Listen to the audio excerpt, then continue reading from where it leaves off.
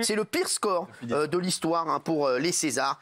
Et pour nous faire un kiff, on voudrait revoir la première des Césars. C'était en 76 qu'a eu lieu la toute première cérémonie des Césars. À l'époque, c'est Jean Gabin qui était le président quelques mois avant sa mort. Et Pierre Tchernia était le maître de cérémonie. Ah bah c'est chiant. Mesdames, Mesdemoiselles, Messieurs, bonsoir. C'est le cinéma qui nous réunit ce soir et le but de cette manifestation est d'honorer la profession cinématographique tout entière. Vous le savez, les rapports entre le cinéma et la télévision ont été souvent tumultueux, difficiles. Antenne 2 a été la première des sociétés de programme à signer un armistice avec le cinéma il y a 1 an. Et justement, Antenne 2 est heureux de penser que ce soir, il s'agit d'une fête de famille qui réunit le cinéma et la télévision.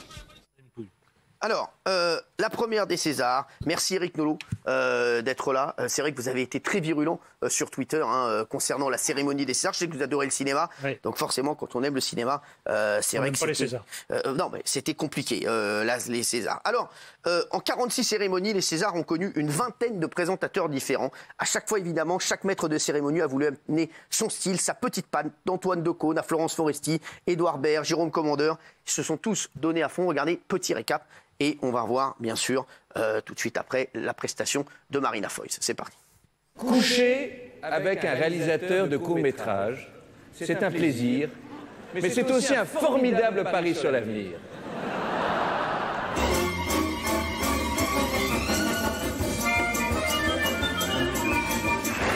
Thank you so much, Mr. Tarantino. My Inglourious Bastard. Pour remettre le César du meilleur film étranger, j'appelle Florian Philippot.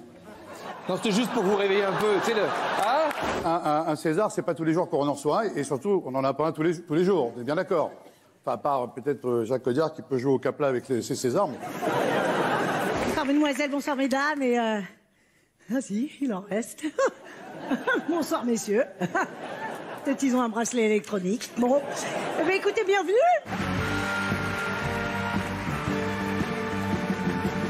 Elle est chiante, Foresti, elle laisse toujours traîner le caca de son chien.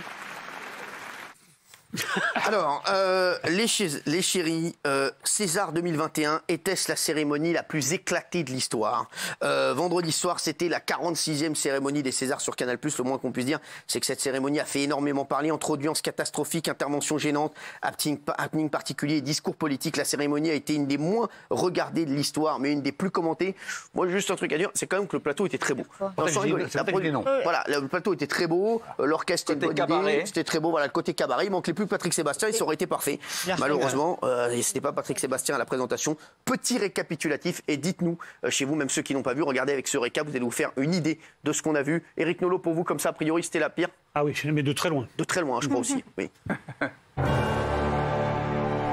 Et le César de la cérémonie la plus gênante est attribué au César 2021.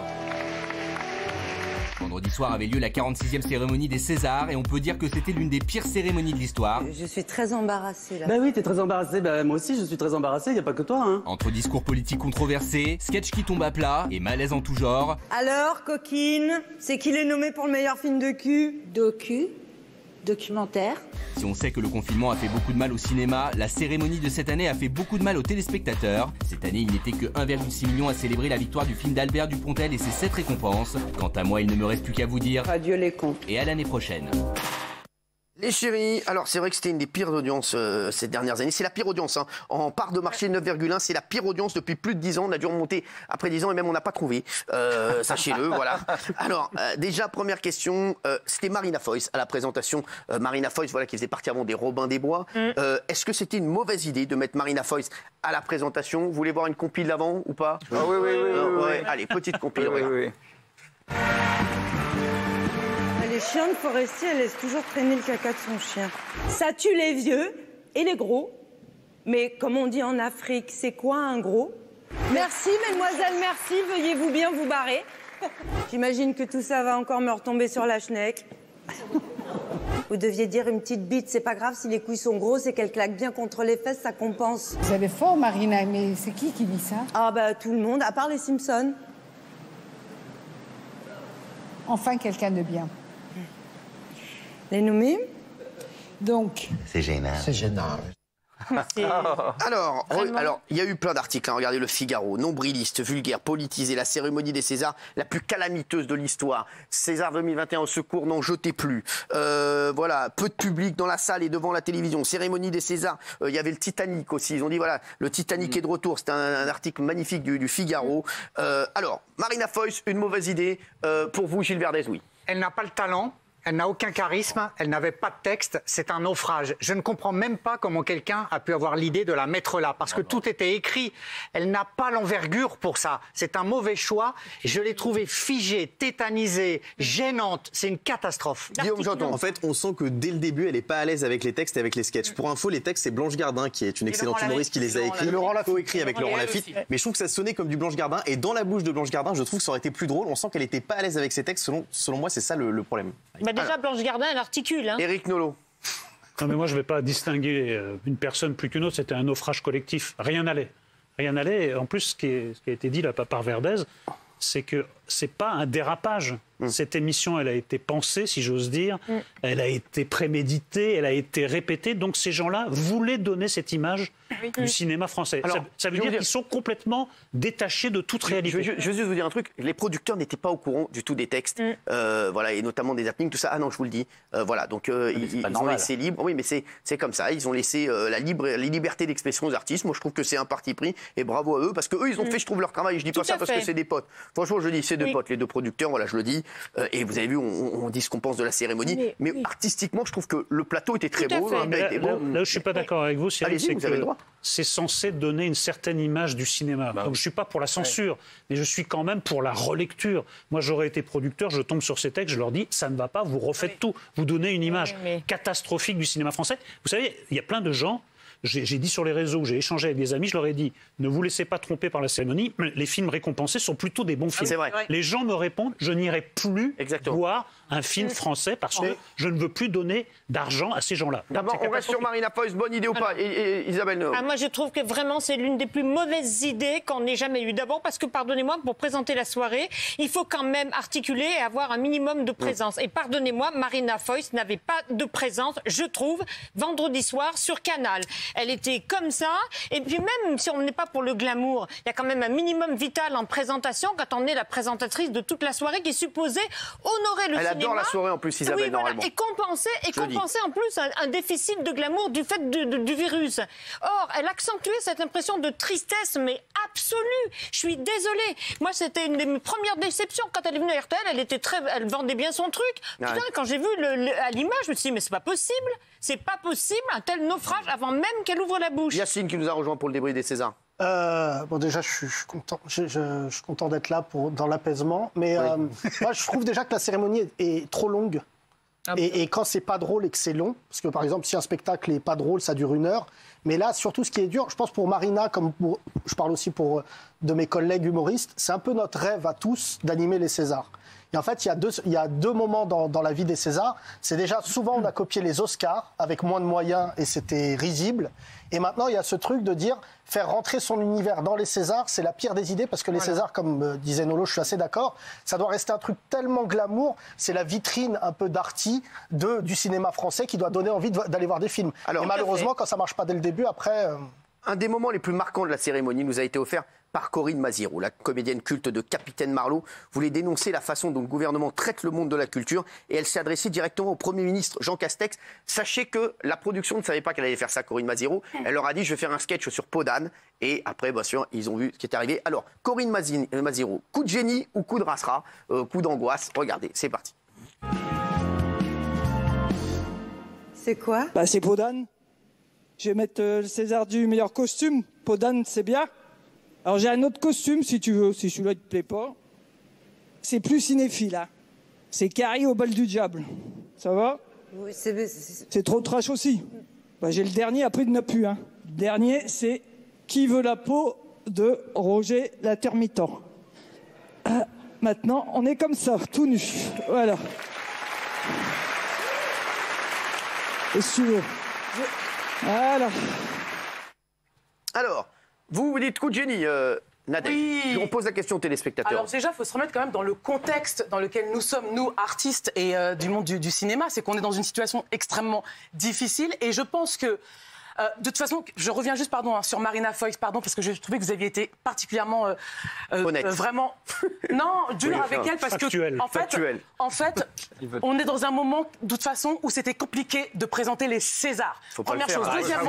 Deuxièmement, j'étais extrêmement contente qu'il se passe. Si c'est trop dur pour elle, elle le fait pas. Je parle pas de ça, je parle de la situation dans laquelle nous sommes et dans laquelle le monde du cinéma est. Dans lequel le monde entier est. Mais bien sûr, j'ai pas fini, Isabelle. Et pour moi, le César de la honte, c'était l'année dernière avec Polanski. Mais je voulais juste vous dire que le moment politique que vient de nous donner Corinne Maziero, qui est une actrice engagée, qui est extraordinaire, et c'était un moment très très fort. Et de tout temps, les artistes se sont engagés politiquement. On a eu des Coluche, on a eu Emmanuel Béard, et c'était vraiment très très fort que Corinne Maziero nous offre ce moment politique. Moi, ça m'a vraiment fait du bien. C'est les Césars, Non, mais d'abord, sur le point qui a été soulevé, avant il fallait animer les Césars, maintenant il va falloir les réanimer après cette prestation. Donc c'est pas la même chose. Non, mais là, il y en a beaucoup qui vont vouloir y aller, ce sera jamais pire. Hein. Maziero, ce que je lui reproche, c'est pas d'avoir montré ses fesses, c'est qu'elle prétend représenter les plus faibles d'entre nous, les plus fragiles, ce qu'on appelle, c'est pas une expression très heureuse, mais la France d'en bas. Et elle pense que la France d'en bas, elle doit être représentée par la vulgarité, alors que la France d'en bas, elle a le droit à la dignité. Mais se mettre nu, est-ce que c'est vulgaire? Là, de la manière dont elle l'a fait avec les tampons hygiéniques autour des oreilles, moi, je trouve d'une vulgarité sans nom. Ensuite, je ne pense pas que la France d'en bas ou les gens qu'elle prétend représenter fassent des fautes d'orthographe comme elle. Ça, c'est rien. C'est rien, ça. Entre la vulgarité du spectacle et les fautes d'orthographe, je regrette. Pour le plus grand nombre, quand on veut représenter les plus faibles, on essaie de rester digne, car ils ont le droit à la dignité, ils ont le droit à un autre spectacle que celui qu'a offert Maziero. Gilles Verdet. Moi, je dis coup de génie. Je ne suis pas du tout d'accord avec Éric Nolot, parce que pour moi, c'est un coup de génie pour deux raisons. C'est la seule qui ait pensé aux gens dans cette cérémonie. Ils ne pensaient qu'à eux, ils étaient nombrilistes. Enfin, elle pense aux intermittents, aux gens qui luttent, et elle le dit. Elle montre son nombril. Mais deuxièmement, se mettre nu, c'est un courage absolu. Même pour moi, elle porte son courage. Elle dit, je me fous de tout. J'y vais, je fonce. Mais non, moi j'admire ça, Éric. Franchement, j'admire son geste. Géraldine. Non mais elle a des couilles, mais elle a des couilles pourquoi en fait? Elle combat quoi? Elle montre quoi? Elle défend qui? Elle remettait le César du meilleur costume. Qui a gagné le César? Voilà, mais je vois très bien ce que tu veux dire. Alors je vous dis, c'est Madeleine Fontaine pour La Bonne Épouse qui a fait un travail extraordinaire. En fait, elle en a rien à foutre de Madeleine Fontaine. Non. Mais si. Elle a fait ce numéro, c'est un numéro, moi je trouve, pourquoi pas, sorte de cabaret politique, pourquoi pas, mais à ce moment-là, c'est pas les Césars. Moi, en tant que téléspectatrice, j'ai envie qu'on parle de cinéma, de larmes, d'émotions, de panache. J'ai envie d'aller voir ce film que je n'ai pas pu voir avant le confinement. Mais voilà, mais j'ai pas envie, si tu veux, je trouve, moi, Nadège, qu'elle a pris en otage le plateau pour en faire une sorte de tribune politique qui était complètement hors sujet. Pardon, Géraldine, mais le monde du cinéma en ce moment, ce sont des gens qui ne travaillent pas, qui ne travaillent plus. Et je sais que nous ne sommes pas les seuls. C'est pas la faute du téléspectateur. Nous ne sommes pas les seuls. Nous ne sommes pas les seuls, mais c'est vraiment important qu'on s'empare aussi de ces questions politiques pour parler au plus grand nombre qui sont dans une grande précarité. Mais ça a raté sa cible. La situation est très très difficile, je le sais, pour tout le monde et pour les gens du cinéma. Il y a malgré tout 200 films qui ont été produits en 2020. Ça tourne plus que le théâtre. Grâce à l'exception culturelle française. On finance quand même l'exception culturelle française à coup de renforts et de millions. 1,2 milliard d'euros ont été injectés. Alors il y a des gens qui disent. C'est pas rien, c'est il y a des gens qui disent coup de génie, la preuve, elle a réussi son coup et tout le monde en parle et c'est ce qu'elle voulait. Voilà, donc. On parle pas de La Bonne Épouse, on parle pas des costumes. Quelle cause elle a fait avec intermittents. Qu'est-ce qui s'est passé depuis cette séquence? Est-ce que les choses ont bougé? Combien de fois on a cité son nom et le nom de la lauréate? Combien de fois? 1 pour 1 million. Stéphane Tapi. Moi, j'adore le cinéma et du début de cette cérémonie jusqu'à la fin, je me suis emmerdé au possible. C'était pas drôle. C'était si tu dis que les producteurs n'étaient pas au courant des sketchs qui allaient être dit, enfin, pardon, c'est une faute professionnelle. Non, mais ils étaient au courant de certains sketchs, mais pas tous. Après, celui-là. Après, vous voulez que je vous dise la vérité? C'est très compliqué de parler à Marina Foïs, je vous le dis. Eh ben alors, l'apprenez pas. Bah oui, mais moi, je vous le dis, les échos que j'ai. Alors moi, j'ai rien, mais c'est compliqué de lui dire ça, c'est pas drôle, ça, c'est drôle. Allez dire à Marina Foïs, c'est compliqué. Mais elle est salariée. Ah oui, mais bon, c'est compliqué. Oui, mais là, le truc du... Depuis Antoine de Caunes, je trouve que tout le monde essaye de faire son show. Le show là, c'est plus la fête du cinéma, c'est la fête du maître de cérémonie. Entre-soi. Et pour moi, c'est merde, quoi. J'aime le cinéma, j'ai pas envie de voir cette espèce de laidron avec ses... Non, Alors là, on ne pouvait pas dire ça. Alors là, ça, je suis pas d'accord. Là, Nadège, je suis d'accord avec toi. Non, là, c'est. J'ai pas envie de voir ça. Stéphane Tapi, ça, c'est tout ce qu'on veut pas entendre. Non, vraiment. Non, c'est dégueulasse de dire ça. Et ça, c'est pas dégueulasse. C'est honteux de dire ça. C'est magnifique, c'est une femme magnifique. Franchement, regarde. Elle a du tampon sur les Arrêtez, c'est pour la mise en scène. Arrêtez ce que t'as dit, c'est dégueulasse ce que t'as dit. Gilles Verdez. C'est dégueulasse ce que t'as dit. Tout parce que tu penses que c'est horrible de dire ça. hollywoodienne, etc. C'est une femme magnifique. Arrête les téléspectateurs. Arrêtez. Et ça, il faut aussi avec votre vulgarité. C'est vrai, Nadège, non, ça c'est horrible. Excusez-moi, mais je peux pas laisser passer. C'est honteux. C'est honteux. En quoi c'est sexy? Mais parce que vous jugez une femme sur son physique maintenant. Non, mais qu'est-ce que c'est que ce niveau? Je parle de l'aspect général, elle arrive en Seules les femmes qui sont magnifiques à votre vue ont le droit de se mettre nues. C'est dégueulasse ça. C'est dégueulasse ça, Stéphane. Mais Podane, c'est l'histoire d'un inceste au départ. Tu vois bien qu'elle. Mais vous savez, c'est ce qu'elle a dit dans l'interview. Elle a dit en fait que ce qu'on lui reproche, c'est justement d'avoir un certain âge et de ne pas faire un 36. Alors si c'est ça qui vous dérange, c'est-à-dire que si vous aviez vu une femme plus mince et qui vous semblait plus belle, excusez-moi, vous êtes... Non, c'est horrible. Laissez-la finir, Nadège. Non, mais enfin, excusez-moi, moi ce qui me choque, c'est que par exemple que Enlevez votre tresse, s'il vous plaît, ma chérie, parce qu'on... Excusez-moi, merci. Ce qui me choque, c'est que Dominique Boutonnat, président du CNC, soit mis en examen pour violence sexuelle et soit encore en charge du CNC et ne démissionne pas. Ça, pour moi, c'est vulgaire. Mais c'est pas le corps de cette femme-là. Je suis désolée. Non, excusez-moi. Non, mais moi, je suis d'accord avec Nadège sur le fait qu'on ne peut pas dire ça sur Corinne Maziero. Éric Nolot. Moi, dans cette cérémonie, je n'ai vu que des gens qui essayaient de tirer la couverture à eux. Voilà. Marina Foïs dit j'ai été nommée 5 fois, je ne l'ai pas eu. Même si c'est de l'ironie, je trouve que c'est déplacé. Ce qu'a fait Maziero, c'est vouloir qu'on retienne de cette cérémonie ce qu'elle a fait, son petit... Elle a réussi. Elle a réussi. Oui, mais plutôt que le cinéma français. Est-ce que c'est une cérémonie au service des gens qui sont sur la scène ou au service du cinéma en général? Moi, j'ai vu, Eric, à travers cette question, de petits numéros égotiques. Tu poses aussi la question du cinéma vis-à-vis des Français.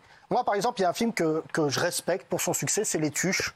Je trouve ça anormal, comme j'ai trouvé ça anormal le traitement qu'on a pu donner. Il y a un bon moment, c'est le passage de Splendide. Et quand Junio, le lendemain, dit sur RTL qu'on les a un peu cachés, et moi, ce que je n'aime pas, c'est aussi dans cet humour, Blanche est la Édith Piaf de l'humour. C'est un génie, et je suis d'accord sur le constat, c'est mieux dans sa bouche que dans la bouche des autres. Mais vraiment, l'idée peut-être même de réfléchir à l'arrêt des Césars pour les reprendre peut-être avec une formule plus concernante. J'aimerais qu'on reste sur Corinne Maziero, s'il vous plaît. Corinne Maziero, coup de génie, au coup de Rasserin. Et c'est vrai qu'il y a plein de gens qui sont indignés par ce que vous avez dit, Stéphane. Merci. Non mais Stéphane, c'est vrai que... Pardon, mais elle est pleine de sang, elle a des tampons sur les oreilles, c'est pas beau. Est-ce que les femmes ont des règles? Vous n'êtes pas au courant? Mais Jeanne Balibar, ce qu'elle a dit... Excuse-moi, mais... Pardonnez-moi, mais Isabelle Morini-Bosch. Est-ce que les règles, c'est le moment d'en parler au César? Mais en fait, c'est une manière de dénoncer, Isabelle. Elle incarne le moment dans lequel nous sommes. Je trouve qu'elle a un corps splendide, c'est une chose. Mais est-ce qu'arriver en disant « ce n'est pas mon sang sur la fourrure parce que je suis ménopausée », en quoi la cause du cinéma est-elle servie? Pardonne-moi. Pardonne-moi, et j'adore Corinne. Merci. Juste, s'il vous plaît, Pour moi, cette séquence, elle sert à rien à part à faire du buzz. En quoi se mettre nu, avoir du sang sur soi, des tampons, ça défend les intermittents, ça n'a juste rien à voir. Pour moi, elle a pris toutes les causes du moment, MeToo, l'inceste, les intermittents. Mais excusez-moi, vous connaissez Corinne Maziero, vous connaissez sa vie? Mais non, mais c'est ce qu'elle a vécu. Très bien, mais arrêtez, elle a tout mélangé, le message. Non, je la connais pas. Et alors, mais c'est une femme qui est vraiment impliquée, qui a été SDF, et qui mais là, c'est pas le propos. Elle se met nue. Elle met quand même. Elle se met en danger aussi en faisant ça. Mais non, mais Nadège, on n'est pas tous intimes avec elle. Avec des tampons usagés en guise de boucle d'oreille avec du sang sur elle, elle mélange tout. Et pardon, en tant que téléspectateur, je trouve que le message n'est pas clair. Et je trouve que c'est 2 poids 2 mesures parce que demain, Cyril, vous faites ça dans TPMP, tout le monde va dire ah mais c'est n'importe quoi. Là, c'est les Césars, tout le monde crie au génie. Je dis pas que c'est n'importe quoi ce qu'elle a fait Corinne. Je trouve qu'elle a eu le courage de le faire. Après voilà. Le problème, c'est que ça a duré 3h30 et pendant 3h30, ça a été une tribune politique. Si Corinne Maziero, encore une fois, venait faire un happening pour dénoncer quelque chose, peut-être que ça aurait été moins intéressant. La cérémonie était triste, comme a dit Gérard Jugnot, comme a dit Michel Bernier. C'était triste, c'était pas drôle, c'était gênant. Les plus beaux moments, c'était les hommages aux morts et les chansons de Biolay. Biolay avait la classe. Benjamin Biolay avait la classe, je suis désolé. Farid a oublié son texte, excusez-moi. Oui.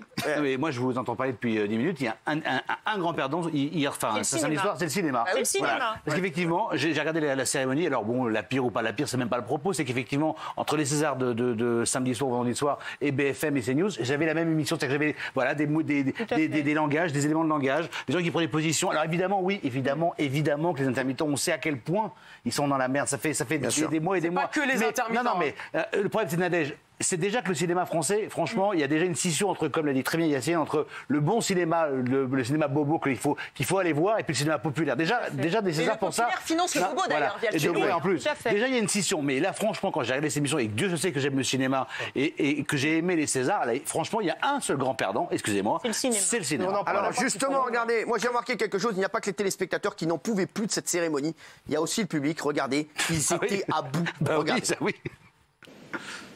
Alors, ce qui est frappant chez chaque membre du Splendide, c'est cette faculté à savoir très jeune assumer sa nature, et j'en oublie beaucoup. Mais, pardon, oui, je sais ce que vous allez me dire, Marina, pardon, je retombe dans le piège. Non mais, oui. Mais c'est vrai que c'était extrêmement long. Non, c'était extrêmement chiant, extrêmement long. Quand c'est bien, c'est jamais long. Oui. Qui ça a donné envie d'aller au cinéma? Voilà. Personne. Alors qu'il y a plein de films que j'adore. Pose la question. Moi, il y a le film de Zadig dans lequel je suis. Voilà, donc. D'aller voir Adolescente, d'aller voir La Bonne Épouse, d'aller voir Deux, qui sont des films extraordinaires. Vous l'avez vu, vous avez participé. Mais ceux qui ont regardé, ils ont plus envie de me taper ces 4 heures. J'ai vraiment envie de voir ces films. Alors, juste petite info aussi sur Marina Foïs. Est-ce que c'était une vanne quand elle a dit qu'elle n'était pas payée pour la cérémonie? Apparemment pas. Elle n'a pas eu l'air de vanner. On a eu des personnes, apparemment, elle a bien été rémunérée pour la cérémonie, Marina. Voilà, c'est ce qu'on nous a dit après. Et elle a le droit, elle a tout à fait le droit, c'est tout à fait normal. Comme les auteurs, mais après l'interrogation, c'est surtout contextuellement. On sait qu'il y a beaucoup de gens, moi je suis pas d'accord, parce que je suis propriétaire d'un théâtre à Paris qui est le théâtre de 10 heures. Franchement, je te le dis avec beaucoup de sympathie. Franchement, j'arrive même pas à me plaindre vis-à-vis des gens qui sont vraiment dans une précarité. Attends, pour aller au bout, c'est-à-dire qu'il y a des gens qui souffrent. Mais je te dis, on vit dans un pays où le régime de l'intermittence nous permet, quand on travaille pas... Mais tout le monde, Yacine, n'est pas intermittent. Non, mais c'est pas le problème. C'est que, en tout cas, les gens qui portaient le discours samedi, et notamment les gens qui passent leur vie à te parler, pardon de te dire ça parce que tu animes une soirée contre le racisme, le premier racisme n'émane pas forcément de là où on pourrait le croire. Le racisme, il est de se dire à chaque fois, le cinéma français, il est en vase clos. Combien d'Arabes, combien de Noirs, combien de Chinois, de je ne sais quoi, sont invités à cette cérémonie. Mais je suis ils d'accord. n'invitent pas les gens, mais par contre, ils font un truc, ils préemptent leur discours. Ils parlent à leur place. J'aimerais qu'on revienne sur un dossier. Roselyne Bachelot qui n'a pas pu aller dans la salle. Pourquoi? Est-ce que vous savez pourquoi, Bernard Montiel? Oui, non, elle n'avait pas le droit d'aller dans la salle, tout simplement parce que c'était les nominés qui étaient tous installés. Il y avait 150 personnes, pas plus. En revanche, elle était dans les coulisses où elle a rencontré tous les artistes. Qu'est-ce qu'elle a pensé de la soirée? Alors, c'est de la merde? Sans doute, mais elle formule mieux. Moi je vais vous dire... Elle formule mieux. Très bien. Merci, c'est sympa pour moi, oui. Non, je veux dire simplement, moi j'adore le cinéma, j'étais très triste de voir cette soirée de merde. C'était vraiment une soirée de merde. En revanche, je sors du lot, Fanny Ardant qui est toujours sublime, Nathalie Benjamin Biolay, l'équipe du Splendide, magnifique. Les hommages ont été très beaux, Brasseur, exactement. Jeanne Dalibar, c'est vrai Catherine Ringer, il faut quand même le dire, Souchon. Voilà, non, mais moi Biolay, j'ai trouvé formidable, Splendide aussi. Il faut le dire, mais tout le reste de la voilà, je vais vous dire, voilà, alors, est-ce qu'il va y avoir les Césars l'année prochaine sur Canal+? Oui, sûrement. Voilà, il y aura, mais on espère, voilà, qu'ils choisiront. Nous, ce qu'on aimerait, c'est quelque chose de populaire, voilà, avec des artistes populaires qui nous font rire et que ce soit la fête. Là, c'était la tristesse, c'était la torpeur, donc il faut que ça cesse. On est dans une crise, il y a des tas de gens qui sont... On a envie de rigoler. On a envie de rigoler et on a envie de rêver.